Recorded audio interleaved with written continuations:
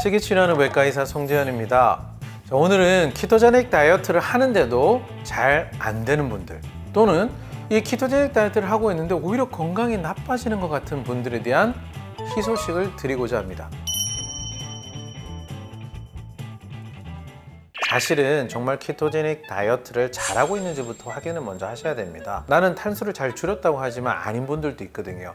저희 환자분들 중에는 족발 먹을 때 이게 설탕 엄청 들어가 있어요. 근데 족발이라든지 이런 걸 많이 먹으면서 왜 안 될까 하시는 분도 있기도 합니다. 그러니까 설탕이라든지 정제 탄수화물이 들어가 있는, 내가 눈으로 놓지는 않았지만 분명히 들어가 있는 부분들을 잘 제한했는지 먼저 꼭 확인하셔야 되고요. 두 번째는 단백질과 지방, 특히 지방을 정말 잘 먹고 있는지도 보셔야 됩니다.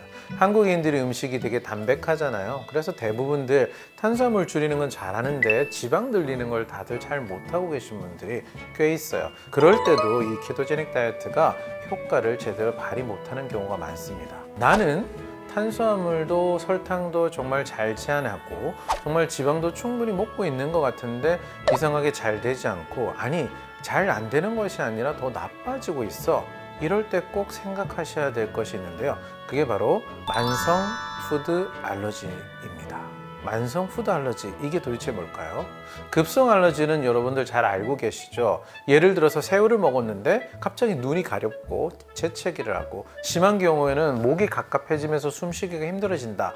이런 걸 바로 급성 알러지라고 해요. 그런 급성 알러지가 아니라 만성 알러지는 뭐냐면, 내가 오늘 음식을 먹었지만 이 음식의 효과가 즉각적으로 나타나는 것이 아니고 길게는 하루나 이틀, 며칠이 지난 다음에 증상이 나타나게 되고요. 그 증상도 가려움증이라든지 두드러기 이런 것이 아니라 만성적인 피로, 그 다음에 근육 통증, 그 다음에 눈이 침침하거나 여러 가지 자가 면역 질환과 같은 증상들로 나타날 수도 있는 것이 바로 만성 알러지라고 보시면 됩니다.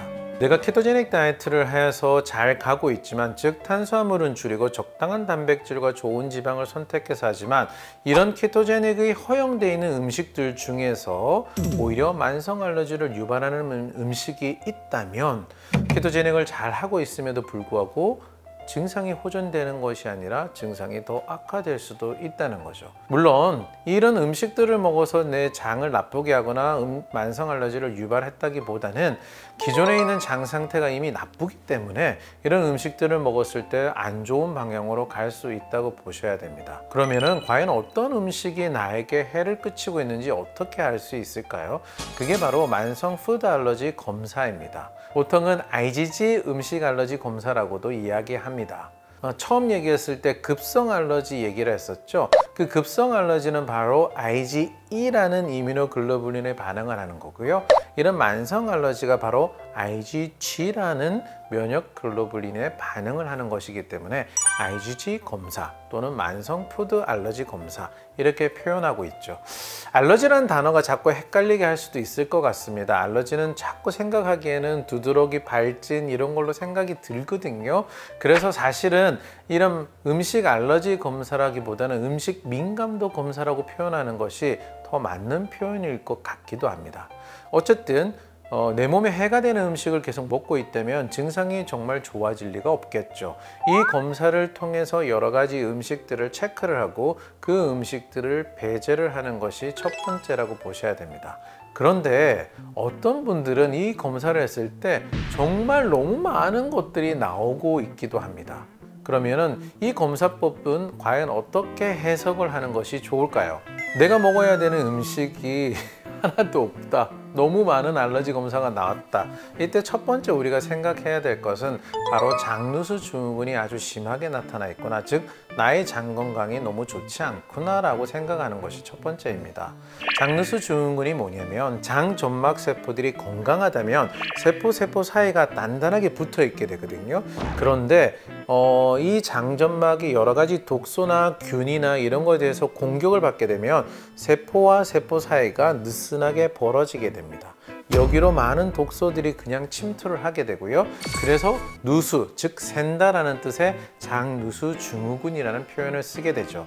자, 내가 음식을 먹는데 이미 장누수 증후군이 있다면 내가 주로 먹고 있는 음식들이 다 통과를 되면서 여러 가지 염증 반응이나 면역 반응을 일으키게 되겠죠. 첫 번째로 장누수를 치료하는 것이 제일 중요하다고 보셔야 되겠습니다. 보통 이 만성 알러지 검사를 하게 되면 상중하로 나뉘게 됩니다. 아주 심한 단계의 알러지는 정말 필히 끊어주는 게 필요하고요. 만약에 너무 많은 음식들이 나왔지만 이 하에 해당이 된다면 조금 줄여 먹는 것부터 먼저 시작하시는 게 좋습니다. 그런데 이 알러지 검사가 하나 약점이 있기는 합니다. 방금 얘기한 것처럼 아무리 작게 알러지 검사가 나왔더라도 우리 몸에 해가 되는 건 먹지 말아야지, 그거는 조금 먹을 수 있다 이렇게 표현하면 안 되지 않나요? 라고 생각하실 수도 있는데, 이 검사법은 우리가 먹는 음식들을 생으로 돼 있는 상태에서 검사를 하는 겁니다. 즉 요리가 된 음식들이 아니기 때문이죠. 그래서 면역 반응이 약하게 나왔던 경우에는 요리가 된 경우에 면역이 좀 더 떨어지게 나올 수도 있다고 합니다. 즉 치료를 할 때 다 배제를 해줄 수 있으면 너무 좋겠지만, 그렇지 못할 경우는 약하게 나오는 것들은 어느 정도 용량을 줄여서 허용해 주면서 장누수 증후군을 잘 치료해 나간다면 우리가 알러지 나온 음식이 일부를 먹게 된다 하더라도 치료가 될 수가 있습니다. 급성 알러지 검사는 많이들 해보셨을 텐데, 병원에 가시게 되면 피를 뽑아서 검사를 하든지 스킨 테스트를 하게 되죠. 그래서 발적이 생기거나 이런 걸 보고 검사를 하게 되고요. 오늘 우리가 얘기했던 만성 알러지 검사도 혈액을 추출해서 검사를 해야 됩니다. 그러니까 병원에 와서 검사를 진행을 하셔야 되겠죠. 그래서 최근에 검사에는 손가락 끝에서 조금 소량의 피를 뽑아서도 검사가 가능한 키트들이 나왔기 때문에 정말 병원에 방문하기 힘드신 분들은 그런 키트를 주문해서 검사를 할 수도 있습니다. 자, 키토제닉 다이어트를 하고 있는데 왠지 점점 더 건강이 나빠지는 것 같다. 만성 알러지 검사 한번 해보시면 좋은 도구가 될 수 있을 것 같습니다. 자, 오늘 또 키토제닉 다이어트에서 이야기해 보았는데요. 키토제닉 다이어트나 의학에 관해서도 궁금한 것이 있다면 언제든지 댓글을 달아주세요. 다음 시간에 만나요. 잘 자요. 굿나잇.